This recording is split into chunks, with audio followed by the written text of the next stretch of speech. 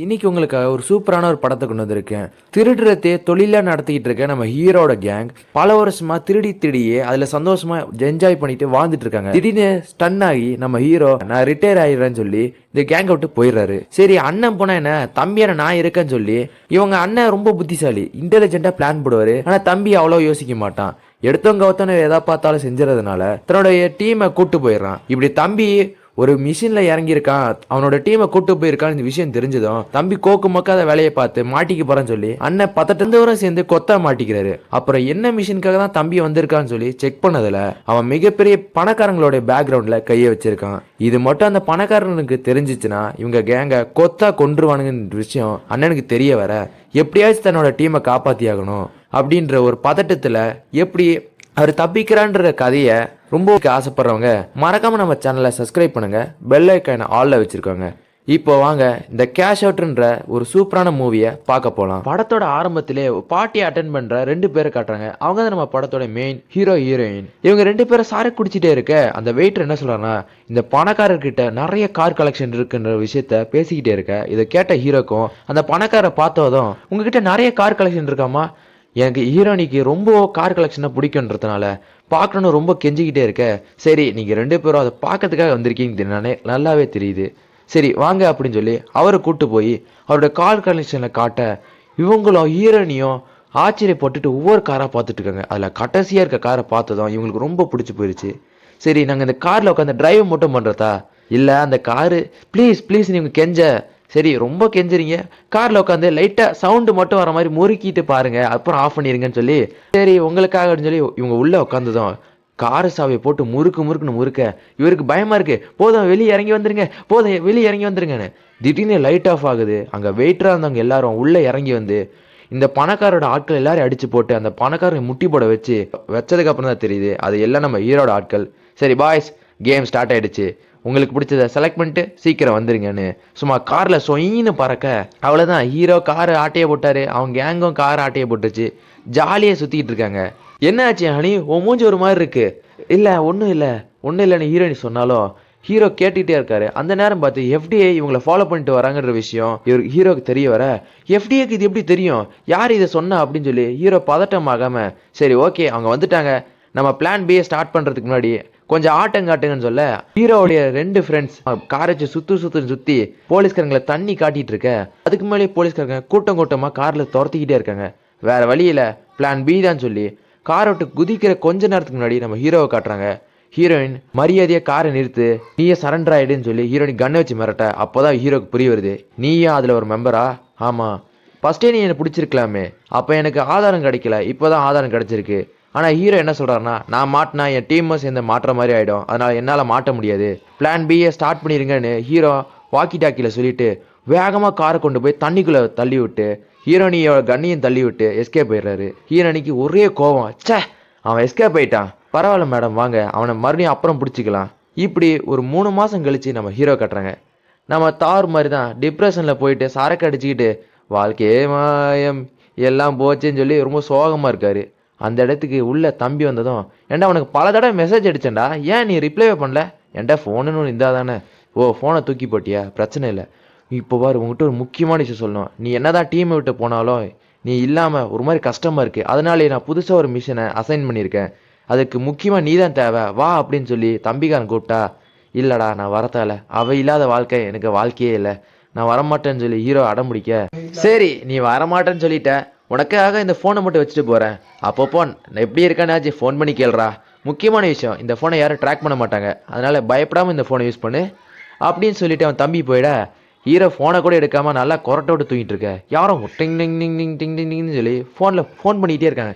அட யாராவது இந்த நேரம் பார்த்துன்னு சொல்லி இவனை ஃபோன் ஆன் பண்ணி எடுத்து காதில் வைக்க அந்த சைடு ஃபோன் பண்ண எலிசா, உங்கள் தம்பி புரிஞ்சுது ஆரம்பிச்சிட்டான பிரச்சனையே அப்படின்னு இவர் வேகமாக கிளம்பிக்கிட்டு இருக்க. அந்த பக்கம் நம்ம ஜோசனை காட்டுறாங்க. பேங்க் மேனேஜரை பார்த்து மிரட்டிக்கிட்டு, இங்கே பாரு உன் வரல கொடு. யாரா நீயா வந்த வரல கொடுன்ற, அது என்ன சாக்லேட்டா? ஓ நீ சீரியஸாக எடுத்துக்க மாட்டால, இப்போ எடுத்து பார்ப்பாருன்னு ஜோஸ் கண்ணை வச்சு மிரட்ட மேனேஜரும், நீ பண்ணுறது மிகப்பெரிய தப்பு, அதெல்லாம் எனக்கு தெரியும் எந்திரி அப்படின்னு சொல்லி கன்ல மிரட்டிக்கிட்டே கூட்டு போயிட்டு இருக்க அந்த இடத்துக்கு நம்ம மார்க் வந்துடுறாரு. அண்ணா நீ வந்துட்டியா, ஃபோன் பண்ணவில்லை, எப்படி நீ வந்த? எல்லாம் எலிசா சொல்லிட்டா, நீ எதுவும் பண்ண வேணாம், அமைதியா இங்கே நில்லு, புரியுதா? நான் நம்ம டீமை கூட்டு வந்துடுறேன், புரிஞ்சுக்கோன்னு சொல்லிட்டு மார்க் உள்ள போய் பார்த்ததும் அவனோட டீம் எங்க இருக்குன்னு பார்த்துட்டு எலிசா கிட்ட சொல்ல வரான், இங்க பாரு நான் ஜோஸை தடுத்து வெளியே நிறுத்திட்டேன், வா போலாம் அப்படின்னு சொல்லி பேசிட்டு இருக்க அந்த நேரம் வேக வேகமா கன்னு பாயிண்ட்ல மிரட்டிக்கிட்டு மேனேஜர் உள்ள தள்ளிட்டு வந்தவனோ ஃபிங்கர் பிரிண்ட்டை வெயிடா அப்படின்னு சொல்லி ஜோஸ் உள்ள கூட்டு வந்துட்டான். மார்க்குக்கு அவ்வளவுதான், மிகப்பெரிய பஞ்சாயத்து ஸ்டார்ட் ஆக போதுன்னு பயந்துட்டு இருக்க உள்ள போன மேனேஜரை வேணும்னு தப்பான வேறல வச்சுட்டாரு. அவ்வளவுதான், அலாம் ஆனாயி அங்க இருக்க போலீஸ்காரங்களுக்கு சிக்னல் போயிட இதுல உள்ளே 2 செக்யூரிட்டி ஆஃபீஸர்ஸ் கன் எடுத்து சுட ஆரம்பிக்க அதுல ஒரு புல்லட் ஜோஸ் மேல பட்டுருது. தம்பிக்கு எதுவும் ஆயிடக்கூடாதுனால அண்ணன் இறங்கி அவங்க 2 பேரையும் அடிச்சு போட்டுற ஐயோ மறுபடியும் பெரிய பஞ்சாயத்து ஆயிட போகுதுன்னு நம்ம மார்க் வேலைய ஆரம்பிச்சிட்டாரு. முதல்ல கதவை சாத்துங்க, ஹாஸ்டேஜை ஒரு தனி ரூம்ல வைங்க, அவங்க போன் எல்லாம் புடுங்கி வைங்க. அப்புறம் மேனேஜரை கூப்பிட்டுக்கிட்டு ஹீரோவும் அவனோட தம்பியும் உள்ள போயிட்டு இருக்க அப்போதான் ஜோஸ் நம்ம என்ன தேடி வந்தோம், டைமண்டா கோல்டா எது? நம்ம தேடி வந்தது ஒரு வாலெட், அது சாதா வாலெட்ல, அது கிரிப்டோ வாலெட், அதை வித்தனா பல கோடிகளை நம்ம அள்ளலாம். இதை கேட்டதுமே சரின்னு மார்க்கும் அப்படியே மேனேஜரை பார்த்து உள்ள போ அப்படின்னு சொன்னதும் ஜோஸும் நான் சொல்ற நம்பரை இப்போ எடுத்தாகணும் 102, இது என்னோட டிபார்ட்மெண்ட் இல்லை சார், அதனால கொஞ்சம் லேட்டு தான் ஆகும், பரவாயில்லையா? பரவாயில்ல தேடுறா சீக்கிரம் அப்படின்னு சொல்லி மிரட்ட அவனை தேடி கண்டுபிடிச்சு கொடுத்துட்றான். ஆனா இவங்க ஆசைப்பட்ட அந்த பொருளை தவிர மீதி எல்லாமே கிடக்குது. இதை பார்த்து செம்ம கோவம் இருந்து டே நீ எல்லாம் கரெக்டாக பாத்தியா இல்லையா, என்ன கொண்டு வந்திருக்க அப்படின்னு சொல்லி தம்பியை கேட்டதும் ஒரு ட்ரில்லரு ஒரு அம்பம் இதெல்லாம் கொண்டு வந்திருக்கேன், ஏன்னா வீடு கட்டவா? இல்லை சரி கொள்ளடிக்கதா பிளான் வச்சிருக்கேன், அதெல்லாம் பிளான் வச்சிருக்கேன், யூடியூப்ல போட்டு பார்த்தேன் ஹவு டு கொள்ளடிப்பதுன்ட்டு. இதை கேட்டதும் மேனேஜர் இப்போலாம் நம்ம என்ன சர்ச் பண்ணாலும் போலீஸ்காரங்க பார்த்துக்கிட்டே இருக்காங்க, அதெல்லாம் பிரச்சனை இல்லை, நான் ப்ரைவேட் மோடில் தான் வச்சு பார்த்தேன்னு ஜோஸ் சொன்னதும் அட முட்டா பையில ஜோஸ், ப்ரைவேட் மோடுன்னு ஒன்று கிடையாதுரா. அவ்வளோதான், அண்ணனுக்கு மண்டை வலிக்குது, ஐயோ இவனை நம்பி டீம்லாம் இறக்கி விட்டுருக்காங்களே. அப்புறம் கட் பண்ணி வெளியே காட்டுறாங்க, போலீஸ் ஃபுல்லாக ரவுண்ட் அப் பண்ணிட்டாங்க. அதில் இந்த போலீஸோட ஹெட் ஒருத்தரை காட்ட அவர் வெளியே வந்துட்டு சரி இந்த சுச்சுவேஷன் எப்படி இருக்குன்னு சொல்லி பார்த்துட்டு இருக்கும்போது அந்த இடத்துக்கு ஒரு பயங்கரமான ஷாக், நம்ம ஹீரோவை ஏமாத்தின ஹீரோனி இங்கே வந்து நிற்கிறாங்க. சரி இங்கே பாருங்க ஆஃபீஸர், இனிமேல் இந்த இடத்துக்கு நான் தான் இன்சார்ஜ், என்னோட தலைமை கீழே தான் இதெல்லாம் நடக்கணும். ஹலோ மேடம் நீங்கள் யாருன்னே தெரில, நீங்கள் பாட்டு வந்து எல்லாம் நீங்கள் தான் இன்சார்ஜ்னு சொல்லி பேசிகிட்டு இருக்கீங்க, ஏதாவது விஷயம் தெரிஞ்சுக்கணும் ஆசைப்படுறீங்கன்னா உங்கள் ஹெட் ஆஃபீஸ்க்கு ஃபோன் பண்ணி கேளுங்க, என்னை பற்றி எல்லாமே சொல்லுவாங்க அப்படின்னு சொல்லிட்டு அந்த லேடி பாட்டு உள்ளே வந்துடுறாங்க. இந்த பக்கம் நம்ம ஹீரோவை தான் சரி ஜாஸ் எந்த தலைவரை உனக்கு இந்த ஐடியாவை கொடுத்தான்னு சொல்ல முடியுமா, உனக்கு தெரியாதா நம்ம ஜெயிலில் ஒருத்தன் இருந்தான் தெரியுமா, ஓ அந்த தலைவரியா, ஆமாம் அவன் தான் கொடுத்தான், அவன் தான் ஜெயிலில் இருக்கானே, இல்லை அவன் ஜெயிலேருந்து தப்பிச்சு வந்து இந்த ஐடியா என்கிட்ட கொடுத்தான். இதை கேட்டதுமே நம்ம ஹீரோக்கு லைட்டாக டவுட் வருது. நம்ம ஹீரோவும் கிளம்புற மாதிரி இருக்க ஜோஸ் உன்ட்ட ஒரு முக்கியமான விஷயம் சொல்கிறேன், அவன் 1 இன்ச்சு நகர்ந்தாலும் சரி சங்கடமே படாமல் சுட்டுரு அப்படி சொல்லிட்டு இவர் நேரம் எலிசா கிட்ட தான் போகிறாரு. சொல்லு எலிசா எதுக்கு கூப்பிட்டுருந்த, நீங்களே இந்த வாய்ஸை கேளுங்க அப்படின்னு சொல்லி ஒரு கால் இதை ஆன் பண்ணதும் ஆப்போசிட்ல ஒரு போலீஸ்காரி பேசுறா. ஓ ஜூலியா நீயா, ரொம்ப நாள் கழிச்சு ஃபோன் பண்ணியிருக்க அப்படின்னு இவங்க 2 பேரும் சொந்த கதை சோக கதைலாம் ஜாலியாக சிரிச்சு பேசிட்டு இருக்க. பரவாயில்ல ரொம்ப நாள் கழிச்சு பேசினதுக்கு அப்புறம் தான் இப்போதான் நிம்மதியா இருக்கு, உனக்கு எதாவது வேணுமா சொல்லு மார்க், தாய்க்கம் இல்லாம சொல்லு. ஓ அப்படியா, எனக்கு 50 அடி தூரம் வேணும். ஒரு நிமிஷம் என்ன சொன்ன, எனக்கு 50 அடி தூரம் வேணும்னு நம்ம மார்க் சொன்னதுமே அவ்வளோதான் ஜூலியாக்கு பதட்டம் ஆயிடுச்சு. இவன் சாதாரண நாளிலேயே பயங்கரமான நாளாச்சு, சீக்கிரம் தேடுங்க தேடுங்க இங்கே ஏதாவது டனல் இருக்கும் அது இருக்குன்னு சொல்லி போலீஸ்காரங்களை போட்டு வேலை மேலே வேலையாக வாங்கி தேடிட்டு இருக்க நம்ம ஹீரோ தான் கட்டுறாங்க. நான் சும்மா தான் சொன்னேன், அவ நேரத்துக்கு என்ன பண்ணிட்டு இருப்பா, இது சும்மா தான் சொன்னேன்றதே அவளுக்கு தெரியாதுல, போட்டு அலைஞ்சிக்கிட்டு இருக்காங்களா. அதுக்கப்புறம் அவங்க அலைஞ்சு திரிஞ்சிக்கிட்டு இருக்க போலீஸ்காரிக்கும் ஒரு டவுட்டாக இருக்குது, அவன் ஏதோ சும்மா தான் நம்மளை ஏமாத்திருக்கானோ, வேறு ஏதாவது பிளான் ட்ரை பண்ணலான்னு சொல்லிட்டு சரி அங்கே இருக்க ஹாஸ்டேஜில் ஏதாவது ஒரு ஃபோனை உன்னால் ஹேக் பண்ண முடியுமான்னு ஹேக்கர் கிட்ட கேள்வி கேட்க இல்லை மேம் அது கொஞ்சம் டவுட்டு தான், பரவாயில்ல உன்னால் முடியும்னு சொல்லி மோட்டிவேட் பண்ண.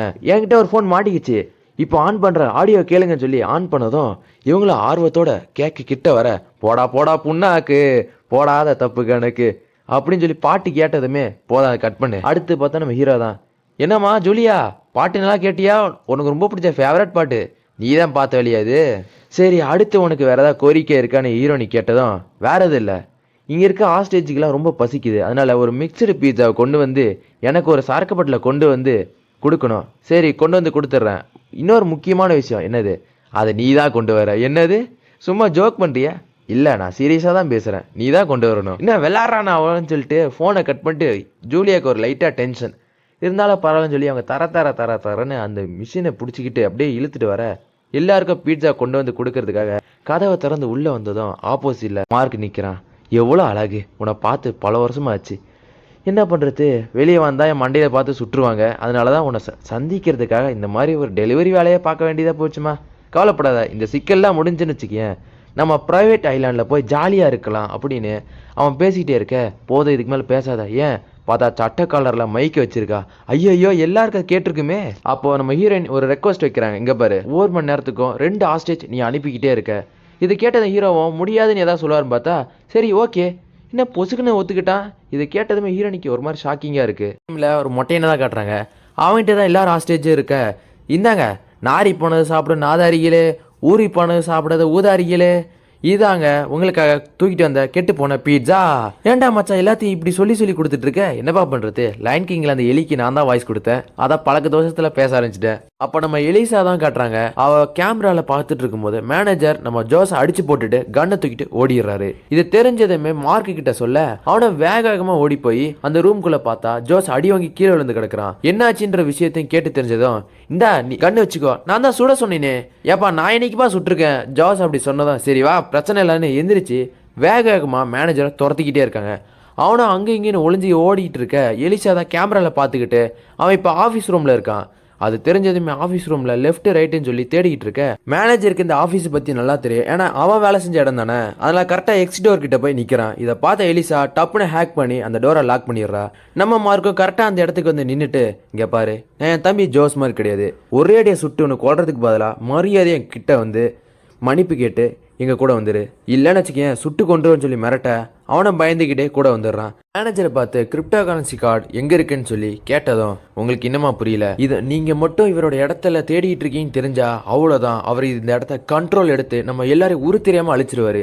நீ யார சொல்ற அப்படின்னு ஹீரோ ஆர்வத்தோடு கேட்க, வேற யாரில் ஏபிள் சார். அது கேட்டதுமே ஹீரோ மூஞ்சி மாறி போயிட, ஓனோ மிகப்பெரிய தப்பு பண்ணிட்டோம்னு சொல்லி தன்னோட டீம் கிட்ட உண்மையான இன்னொரு விஷயம் சொல்ல ஆரம்பிக்கிறாரு. ஏபிள் சார் மிகப்பெரிய கொடூர, இவங்களோட பயங்கரமான வில்லன். என்ன விஷயம் சொல்ல வரான்னா, நம்ம ஃபேமஸ் ஆனவங்க தான், நமக்கு நிறைய ஃபேன் பேஸ் இருக்குதான், ஆனால் இவன் நம்மளோட கொடூரமானவன், கண்டிப்பாக அது ஒரு டெத் பாக்ஸாக தான் இருக்கணும். அப்படின்னா வேற எது இல்லை, இந்த மாதிரி சீக்ரெட்ஸ் எல்லாம் மறைச்சு வைக்கிறதுக்காக யூஸ் பண்ணுறது பேர் தான் டெத் பாக்ஸ். மேனேஜரை பார்க்க நீங்கள் தேடி வந்தது அவரோட ஒய்ஃபோட பாக்ஸ் தான். இப்போ மட்டும் அவருக்கு தெரிஞ்சிருக்கும், கண்டிப்பாக நம்ம எல்லாரையும் கொல்ல போகிறாரு. அப்படியே கட் பண்ணி அடுத்த சீன் காட்டுறாங்க. நம்ம ஹீரோயினி தான், இவனை எப்படி பிடிக்கலாம், இந்த மொட்டை மண்டியை வேற ரொம்ப குடையிறானேன்னு சொல்லி அவங்க யோசிச்சுட்டு இருக்க. மேடம் உங்ககிட்ட ஒரு முக்கியமான விஷயம் பேசணும். யார் நீங்கன்னு சொல்லிட்டு ஹீரோயினி கேட்டதுக்கு ஒரு பதிலும் சொல்லாமல், எங்கள் கிளைண்ட்டோட முக்கியமான பொருள் இங்கே இந்த பேங்க்குள்ளே இருக்குது, அதுக்கு ஏதாவது ஆகிடுன்னு சொல்லிட்டு ரொம்ப பயப்படுறாரு. அதனால் இந்த ஆப்ரேஷனை கொஞ்சம் சீக்கிரம் முடிக்க முடியுமா? ஏன் நீங்கள் இன்னும் உள்ளே போகாமல் இருக்கீங்க? இல்லைங்க, ஒவ்வொரு மணி நேரத்துக்கும் ஹாஸ்டேஜ் அவங்கள அனுப்பிக்கிட்டே இருக்காங்க, அதனால தான் நாங்களும் அமைதியாக இருக்கோம். என்ன செய்வீங்களோ ஏது பண்ணுவீங்களோ எனக்கு தெரியாது, உடனடியாக ஆக்ஷன் எடுத்து எங்களோட கிளைண்ட்டோட பொருளை நீங்கள் சேவ் பண்ணணும், இல்லைனா நாங்களே டைரெக்டாக இறங்கி ஆக்ஷனில் இறங்க வேண்டியதாக இருக்கும். சரி, எப்படி இருந்தாலும் நீங்கள் நான் சொல்கிறத கேட்க மாட்டீங்கன்னு நினைக்கிறேன். உங்கள் ஹையர் ஆஃபீஸருக்கு மட்டும் ஒரு சின்ன ஃபோனை போடுங்களேன், அவர் எல்லாம் கிளியராக விளக்கிடுவார். ஹீரோனிக்கு உண்மை பொருளை யாரா இவங்க வந்து மிரட்டுறானுங்களேன்னு சொல்லிட்டு ஹையர் ஆஃபீஸருக்கு ஃபோனை போட, அப்போ நம்ம ஹீரோவை காட்டுறாங்க. அவர் எப்பயும் போல தான் எல்லாரையும் அனுப்பிட்டு அந்த சிஸ்டமில் அந்த பொண்ணு ப்ளூ பிரிண்ட்டை பார்த்து இந்த பக்கம் போன லெஃப்ட் ரைட் இப்போ அந்த செவத்தை உடைங்கன்னு சொல்ல, ஜோஸும் நல்ல வேலை இப்போச்சும் நான் ட்ரில் மிஷின் கொண்டு வந்தேனே, சரி நான் ஓட்டை போட்டுக்கிட்டு இப்போச்சும் நான் கொண்டு வந்தது சந்தோஷம் தானே, ஐயோ சந்தோஷம் சரி பண்ணுன்னு சொல்லி அவன் ஓட்டை போட்டு உள்ளே போயிட்டுருக்க. இந்த பக்கம் ஹீரோனியை தான் காட்டுறாங்க. அவங்க, சார் கொஞ்சமாச்சு அவங்க கிட்ட டைம் கேட்டு வாங்க சொல்லுங்கள், அவங்க எந்த தப்பும் செய்யலை, ஹாஸ்டேஜ் அவங்களே அனுப்பிக்கிட்டு இருக்காங்க, இவங்க பேசுகிறதெல்லாம் பார்த்தா எல்லாரையும் தரமாட்டமாக அழிச்சிருவாங்க போல இருக்குன்னு ஹீரோயினி சொல்ல, என்னை மன்னிச்சிருமா, என்னால் எதுவும் முடியாது, அவர் ஏற்கனவே எல்லா வேலையும் ஆரம்பிச்சிட்டாரு, இன்னும் கொஞ்ச நேரத்தில் மிலிட்ரி அங்கே வந்துடும். அவங்களாம் கிளம்புனதுக்கப்புறம் நம்ம ஹீரோ கேங்கை காட்டுறாங்க. ஆல்ரெடி இவங்க ஓட்டப்பட்டிருந்தாங்க தெரியுமா, அந்த இடத்துக்கு தான் இவங்க கரெக்டாக போயிட்டுருக்க. ஹீரோ அந்த நேரம் வாட்சை பார்த்துட்டு, எனக்கு டைம் ஆயிடுச்சு ஜோஸ், இவன் 1 இன்ச்சு நகர்ந்தாலும் சரி சுட்டுரு அப்படின்னு சொல்லிட்டு அவங்க அண்ணன் இந்த இடத்தோட கிளம்பிடுறான். வெளியே போன ஹீரோவும் ஹாஸ்டேஜ் அனுப்பி விட்டுற. வெளியே இருக்க ஹீரோனிக்கிட்ட ஒரு ஹாஸ்டேஜ், இது உங்ககிட்ட மார்க்னு சொல்லி ஒருத்தர் கொடுக்க சொன்னார். இது கேட்டதுமே மார்க் கண்டிப்பாக இது ஹீரோ தான் சொல்லிட்டு ஃபோனை வாங்கி அட்டன் பண்ண நம்ம ஹீரோவை காட்டுறாங்க. ஆல்ரெடி ஒரு டனல் நோண்டிட்டு இருந்தாங்க தெரியுமா, அந்த இடத்துல ஹீரோ நின்றுக்கிட்டு, எப்படி இருக்கம்மா, எங்களை கொத்தா மாட்டி விட்ட, எங்கள் எல்லாரையும் போட்டு தள்ள போகிற, அவ்வளோதானே, இதானே உன் பிளான்னு சொல்லி பேச, மார்க் நீ என்ன பேசுகிற, எனக்கு ஒன்றுமே புரியல, பின்ன என்ன, என் தம்பியோட ஃப்ரெண்டை நீங்கள் தானே வேணும்னு தப்பிக்க வச்சு எங்களை மொத்தமாக இதில் மாட்ட வச்சுருக்கீங்க, எலிப்பொறி மாதிரி வச்சுங்களே எலியாக மாற்றிட்டீங்களே. மார்க் பேச ஆரம்பிக்க ஹீரோனிக்கு ஒன்றுமே புரியல. மார்க் இங்கே வேறு ஏதோ தப்பு நடந்திருக்கு, கண்டிப்பாக இதை நாங்கள் கிடையாதுன்னு சொல்லிட்டு ஹீரோடைய காலை கட் பண்ணதுக்கப்புறம் இவர் ஹையர் ஆஃபீஸருக்கு ஃபோன் பண்ணி பேசும்போது தான் தெரிய வருது, ஆமாம், இது நாங்கள் பார்த்த வேலை தான். என்ன பண்ணுறது, இது உங்கள்கிட்ட சொன்னால் கண்டிப்பாக நீ இது ஒத்துக்க மாட்டேன், அதனால் உனக்கே தெரியாமல் இந்த வேலையை நாங்கள் செஞ்சுருக்கோன்னு சொல்ல அவ்வளோதான். நம்ம ஹீரோனிக்கு மனசே கேட்கல. என்னதான் ஹீரோ திருட்டு வேலையை பார்த்துருந்தாலும் இந்த மாதிரி வேலைகளுக்கு ஒத்துக்கவே மாட்டார். நம்ம ஹீரோக்கு துரோகம் பண்ணுற மாதிரி ஆயிடுச்சுன்னு சொல்லிட்டு அப்போ தான் ஹீரோனிக்கு முழு விஷயமே புரிய வருது. ஒன்று, அந்த பணக்காரங்க கையில் சாவாங்க ஹீரோ கேங், இல்லைனா போலீஸ்கிட்ட மாட்டி சாவாங்க. ரெண்டுத்தில் ஏதாவது ஒரு வழியில் இவங்க சாகாமல் இருக்க மாட்டாங்கன்றத ஹீரோனிக்கு புரிஞ்சிட ஹீரோயின் ஹீரோவுக்கு கால் பண்ணி, இங்கே பாரு மார்க், நான் எதுக்கு எனக்கும் எந்த சம்மந்தமும் கிடையாது, இது என்னோட ஹையர் ஆஃபீஸர் பார்த்த வேலை தான். இதை கேட்டதான் மார்க், எனக்கு புரியுது, இப்போ நான் சொல்கிறத மட்டும் கேளு அப்படின்ட்டு மார்க் என்னோடைய ஃபேன் பேஸில் இருக்க எல்லாரையும் இங்கே வர வைக்க சொல்கிறாரு. அதாவது மீடியா ஆட்கள் எல்லாரையும் வர வச்சுட்டா மார்க்குக்கு சப்போர்ட் நிறைய வந்துடும். இது மூலிமா இவங்க கேங் யாருமே சாக மாட்டாங்க. இதை புரிஞ்சுட்டு ஹீரோயினும், என்னால் முடிஞ்ச அளவுக்கு நான் ட்ரை பண்ணுறேன் இல்லை கண்டிப்பாக நீ பண்ணணும் அப்படின்னு ஹீரோ சொல்ல ஓகேன்னு சொல்லி தலையாட்டிட்டு அவங்களோட ரூம்குள்ளே வர பார்க்க அந்த இடத்துல மிலிட்ரி வந்துடுறாங்க. ஏன்னா ஆல்ரெடி சொன்னபடி மிலிட்ரி அந்த இடத்துக்கு வந்ததும், இங்கே பாருங்க மேடம், இது வரைக்கும் நீங்கள் என்ன பண்ணீங்களோ ஏது பண்ணீங்களோ எங்களுக்கு சத்தியமாக தெரியாது, ஆனால் இனிமேல் நாங்கள் தான் இந்த இடத்துக்கு கண்ட்ரோல் இன்சார்ஜும் நாங்கள் தான், அதனால் நீங்கள் ஓரமாக போகிறீங்களா நாங்கள் பார்த்துக்கிறோம் சொல்லிட்டு காலை கனெக்ட் பண்ண அந்த பக்கம் பார்த்தா நம்ம ஹீரோ தான். பேச ஆரம்பித்ததும், இங்கே பாரு, நீ என்ன பண்ணுவோ ஏது பண்ணுவோன்னு தெரியாது, நீ செய்கிற வேலையெல்லாம் நிறுத்திட்டு மரியாதையே வெளியே வா அப்படின்னு சொல்ல, ஓகே எனக்கு எல்லாம் புரியுது, ஆபத்தை என்னால் தெரிஞ்சிக்க முடியுது, அதனால நான் சொல்கிற முக்கியமான 2 விஷயங்களை பேப்பர் பென் எடுத்து நோட் பண்ணுறீங்களா? இது கேட்ட மிலிட்ரி ஆஃபீஸரும் ஆர்வமாக கேட்டுட்ருக்க, முதல்ல மூடிட்டு, 2வது வைங்க. இது கேட்டதுமே அவருக்கு மனசே இல்லை. அப்புறம் ஹீரோ மேலே இந்த மொத்த கோவத்தையும் காட்ட வேண்டியதான்னு சொல்லிட்டு மொத்த மிலிட்ரியும் உள்ளே இறக்கலாம்னு பிளான் பண்ணுறாங்க. ஆனால் அந்த இடத்துக்கு ஃபுல்லாக மீடியா வந்ததுனால பெரிய இஷ்யூ ஆகிடுன்னு சொல்லிட்டு சரி இப்போதைக்கு அவனை எதுவும் பண்ண வேணாம்னு சொல்லி அமைதியாக இருக்காங்க. அதுக்கப்புறம் நம்ம ஹீரோட கேங்கை தான் காட்டுறாங்க. ஒரு வழியாக ஹீரோ மேனேஜர் ஜோஸ் இவங்க 3 பேரும் அந்த ரூமை கண்டுபிடிச்சிட்டாங்க. ஆமாம், இது எப்படி வேலை செய்யும், எங்கே இருக்குது எல்லாம் அப்படின்னு சொல்லி கேட்க மேனேஜரே வாண்டடாக வந்து இந்த இடம் தான் ஹார்ட் டிஸ்க், இதில் பென்ட்ரைவ்ஸ் இருக்குன்னா மொத்த டேட்டாவை உறிஞ்சிக்கலான்னு சொல்ல அவ்வளோதான். மேனேஜர் ஹெல்ப் பண்ணிட்டானோடனே இவங்களுக்கு கொஞ்சம் ஷாக்கிங்காக இருக்குது. அதுக்கப்புறம் நம்ம ஹீரோவை ஃபோன் பண்ணி, எலிசா உனக்கு ஒரு மிகப்பெரிய வேலை இருக்குது இங்கே வா அப்படின்னு எலிசாவை இந்த சிஸ்டம் இடத்துல உட்கார வச்சு, உனக்கு எவ்வளோ நேரம் வேணால் நான் டைம் தரேன், அது வரைக்கும் மொத்த சிஸ்டத்தையும் ஹேக் பண்ணிடு, டேட்டா மொத்தத்தையும் கலெக்ட் பண்ணிடுன்னு சொல்லிட்டு இவங்க பொறுமையாக வெளியே போயிட்டாங்க. ஏன்னா சொன்ன ரூல்ஸ் படி இவங்க வெளியே வர போகிறாங்க. அப்படியே டீம் எல்லாம் ஒவ்வொருத்தனாக பார்த்துட்ருக்க. ஃபஸ்ட்டு ஒருத்தன், உங்கள் கூட நான் வேலை செஞ்சு எனக்கு ரொம்ப சந்தோஷமாக இருக்குது, சரி நானே ஃபஸ்ட்டு போகிறேன்னு சொல்லி அவன் வெளியே பொறுமையாக போய் நின்றுட்டு தன்னோட கன்னெலாம் இங்கே உள்ளே வச்சுட்டு கையை தூக்க அவங்கள இன்ஸ்ட்ரக்ஷன் கொடுத்து, பின்னாடி அப்படி ஆத்த மாதிரி நடந்து வா, பொறுமையாக நடந்து வந்து இப்போ முட்டி போடு, கையை அப்படியே தூக்கிக்கிட்டே இருந்தபடியே இவங்க வந்து செக் பண்ணுறாங்க, கன் எதாவது வச்சுருக்கானா கிரனேடு எதாவது வச்சுருக்கான்னு சொல்லி செக் பண்ணி பார்த்துட்டு சரி அடுத்த ஆள் வரட்டுன்னு சொல்லி இவங்க வெயிட் பண்ண அதே போனும் பொறுமையாக அதே இன்ஸ்ட்ரக்ஷன் படி முட்டி போட்டு உட்கார கடைசியாக நம்ம ஹீரோட தம்பி தான், அண்ணா என்னை மன்னிச்சிரு, நீ அப்பா வந்தால் என்னை ரொம்ப நாள் பார்த்துக்கிட்டீங்க, அப்பா போனதுக்கப்புறம் நீ தான் ஒரு அப்பா ஆட்டம் என்னை பார்த்துக்கிட்ட, ஆனால் நான் பார்த்த வேலையால் இப்போ நம்ம கேங்கே மாட்டிக்கிச்சு, என்னை மன்னிச்சிருண்ணா அப்படின்னு சொல்லி அவன் சோகமாக பேச, சரி விடு தம்பி இதுக்கெல்லாம் சோகப்படுறதா, நீ முதல்ல அழுகாத பார்த்துக்கலாம் அப்படின்னு சொல்லல தம்பி தன்னோட கன்னெல்லாம் வச்சுட்டு பொறுமையாக போகிறான். அவங்க இன்ஸ்ட்ரக்ஷன் படியே முட்டி போட்டு பொறுமையாக போய் உட்கார அவனுக்கு ஒரே கில்ட்டியாக இருக்குது, நம்மளால தான் நம்ம அண்ணன் மாட்டிக்கிட்டான்னு. இப்படி இவங்க திருன்னு முழிச்சிக்கிட்டோம் ஒரு மாதிரி சோகத்தோடு உட்காந்துட்டு இருக்க அந்த இடத்துக்கு வந்த ஹீரோயினும் மார்க் எங்கேன்னு சொல்லி கேட்குறாங்க. அவனும் உள்ளதாக இருக்கான், ஆனால் டைம் ஆகி மார்க் இன்னும் வரவே இல்லை. அவ்வளோதான், மார்க் இன்னும் வரலையா, மிலிட்ரி ஆஃபீஸர் ஏற்கனவே ரொம்ப கோவத்தோடு இருக்கிறதுனால உள்ளே இறங்கி மார்க்கை பிடிச்சி சுட்டு கொல்லுங்கடான்னு சொல்ல அவ்வளோதான், மொத்த மீடியாவும் துரத்தி விட்டுட்டு மிலிட்ரி ஆஃபீஸர் மொத்தமாக உள்ளே இறங்கிற. அவ்வளோ மார்க் என்னவான்னு பார்த்தா அவன் இங்கேருந்து ஓடி போய் எலிசா வேலை செஞ்சிட்ருக்கு அந்த இடத்துக்குள்ளே போய் நின்றுட்டான். அவ்வளோ இன்னும் கொஞ்ச நேரம் தான் சொல்லி பதறிக்கிட்டு இருக்க கரெக்டாக அந்த இடத்துக்கு மிலிட்ரி ஆஃபீஸர்ஸ் எல்லாம் வந்துடுறாங்க. நம்ம ஹீரோ மார்க்கும், இங்கே பாருங்கள், ஒரு புல்லட் என் மேலே பட்டாலும் இந்த பட்டனை அழுத்திடுவேன், நீங்கள் எல்லாரும் செதற தேங்காதான் அப்படின்னு சொல்ல அவங்க பயப்படவே இல்லை.